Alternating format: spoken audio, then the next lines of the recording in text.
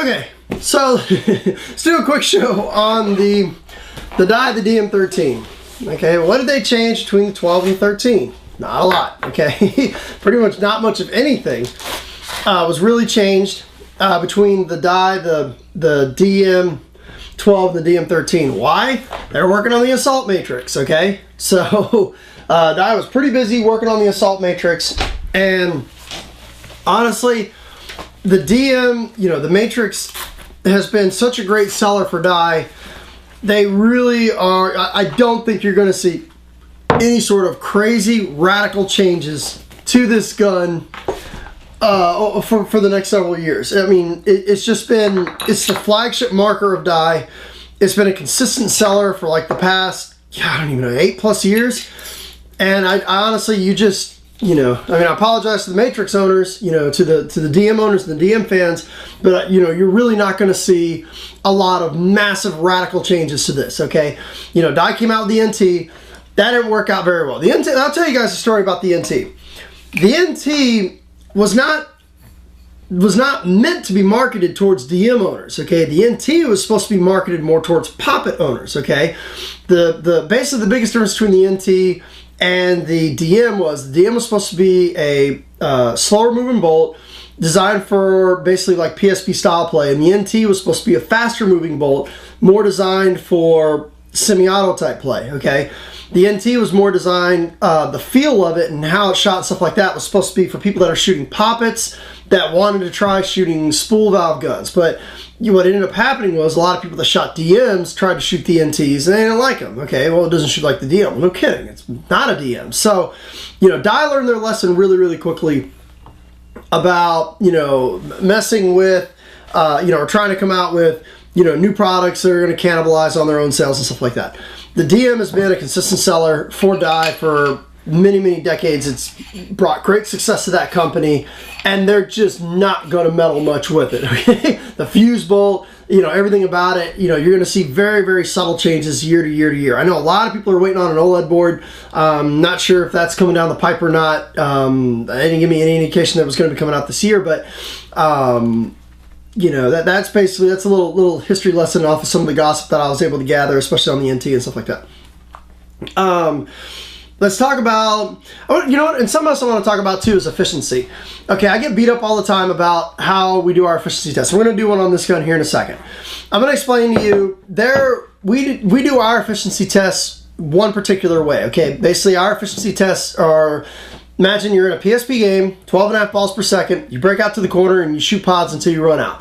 That's basically how we do our tests. There's a bunch of different ways to get your gun to probably shoot twice as much paint as we do in the efficiency test. One, make sure that you get a cold 4,500 PSI fill, okay? The hotter your tank is, you know, the hotter your tank is, you know, as your tank cools down, your pressure is going to drop, okay? If you can get a cold 4,500 PSI fill, which could take you up to 20 minutes, you know, you fill your tank to 4,500 PSI, it gets really hot, wait a few seconds, and then, you know, wait a couple minutes for it to cool back down again, go fill it back up again. You're going to keep, you know, basically you're going to fill it to 4,500 PSI, hot fill is going to go down to 4,200. Then you're going to fill it up again, it's not going to get as hot, and it's going to drop down to about 4,350. Then you're going to cool it down, and you'll fill it up again, it's going to go to like 4,450. Then it's going to finally go to 4,500 PSI at like 90 degrees. That's a good cold fill, 4,500 PSI.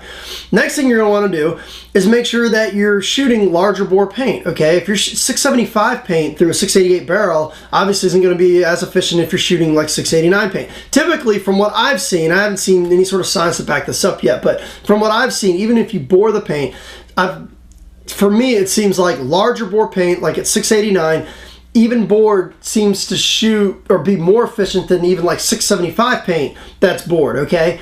Maybe it's because it's more surface area, maybe it's like a, you know, sail on a boat or something like that, I don't know.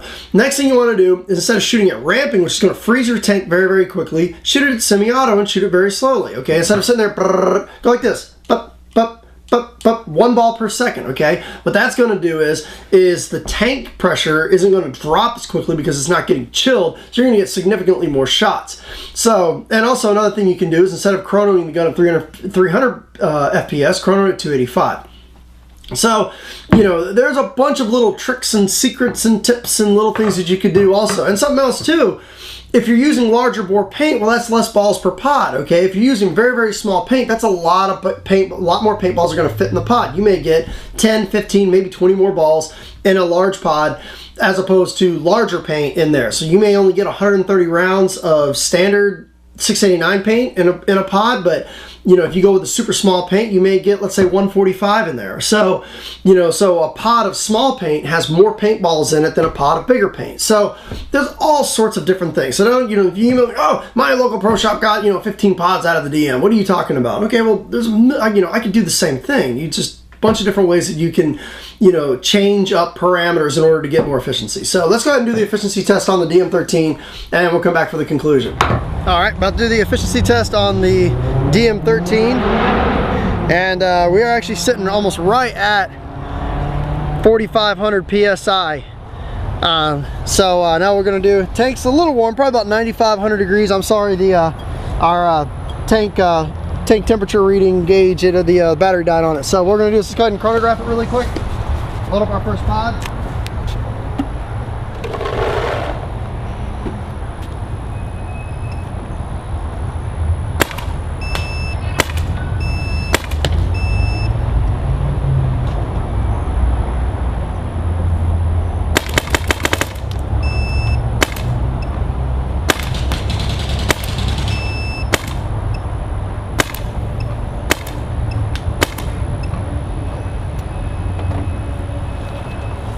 So last year we're sitting at about 294, 297, so we're sitting right in the mid 290s.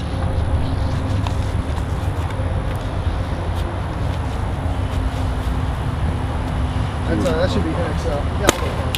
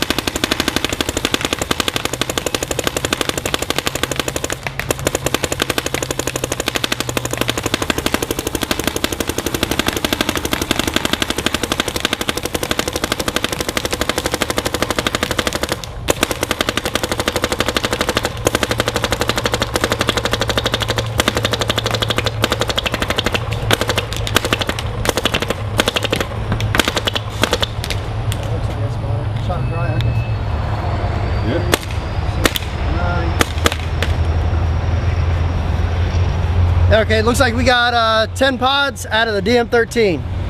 Thank you. Okay, so, you know, DM13, okay, a couple things in my opinion. One, Dye needs to improve their triggers. It's not necessarily it's a bad trigger, and they did a good job finally on moving the spring down, but the spring on these things are extremely stiff. And also something else is there's a little bit of side-to-side play, and you can feel the trigger rubbing up against a little bit on the inside of the trigger well. You know, I would like to see, especially on a gun that's this expensive, some extended inner raceway bearings. You know, to prevent a lot of the side-to-side play. I'd like to see a lot more adjustment in the spring tension, a lot more adjustment on the trigger, and I would just like to feel this trigger a lot more locked down than it is out of the box. I mean, it's just, I don't know, you know, I'm really getting sick of seeing this trigger in this gun. I want to see some improvements in the damn trigger already. The other thing, you know, everybody's calling for it, and I think it's about that time now. We need to see an OLED board, okay? DM13, I think it's time we see an OLED board, okay? Yeah, the LED boards were nice back in the mid-2000s, but charging this kind of money for the gun, I mean, I think right now it's probably one of the only guns right now above $1,000 that, you know, does not have an OLED board. It's time for an OLED board in this gun. So, you know, those are probably the two biggest things that I would like to see, two biggest improvements I would like to see on this gun. If you kept everything else the same, gave me a much better trigger and an OLED board, I think a lot of people would be a lot happier, but, you know, it just hasn't happened yet.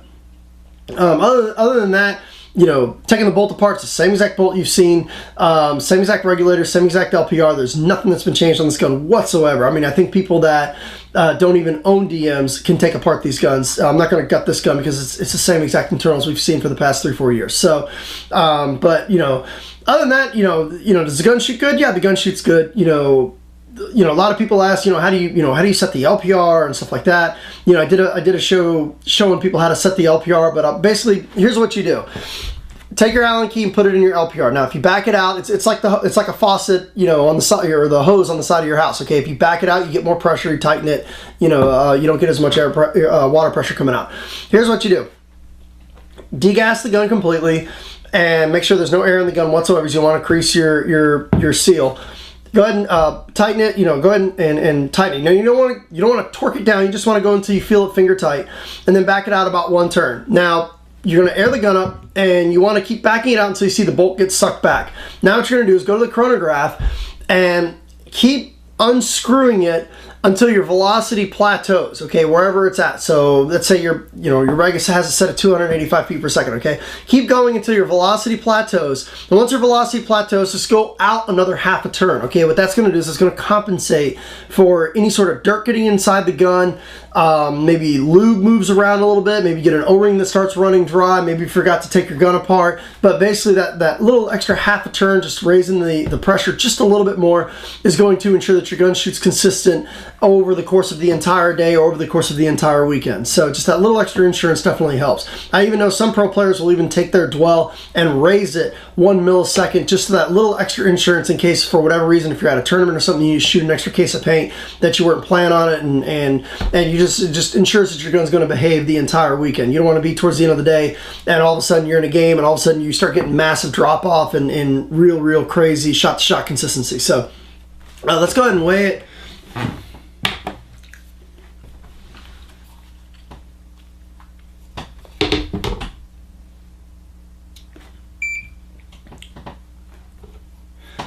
So 2 pounds, almost 6 ounces. Not a light gun. 2 pounds, 6 ounces.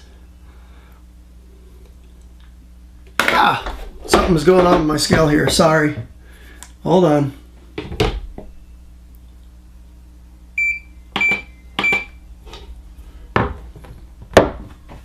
Here we go. So 2 pounds, 5.7 ounces. Not a light gun.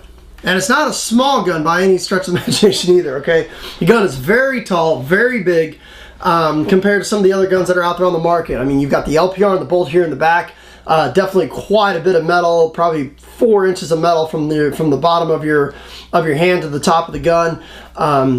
You know, but then again, you know, when you're shooting a DM, well, one of the biggest things a lot of people like to say about the DM is, oh, it doesn't have any kick. Well, having all that extra metal and mass behind the ball definitely helps in it not having a lot of kick. So, you know, it's just the nature of the beast. You go to a super lightweight gun, you're going to feel the recoil a lot more. Go to a slightly heavier gun, you know, you're going to get less recoil. So that's it. I mean, you know, Dye's at the point right now. I want to see OLED boards in their guns. I want a better adjustable trigger. I'd like to see some extended inner raceways on here so the trigger's locked down, no side-to-side play, more adjustability in the especially on the tension of the trigger and stuff like that.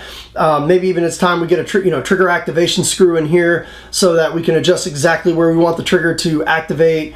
You know, post and pre-travel is there through the sides, but you know, I think the trigger is due for an overhaul. I've been seeing the same trigger for the past few years, and OLED board. That's what I want to see for the next DM. Thanks for tuning in.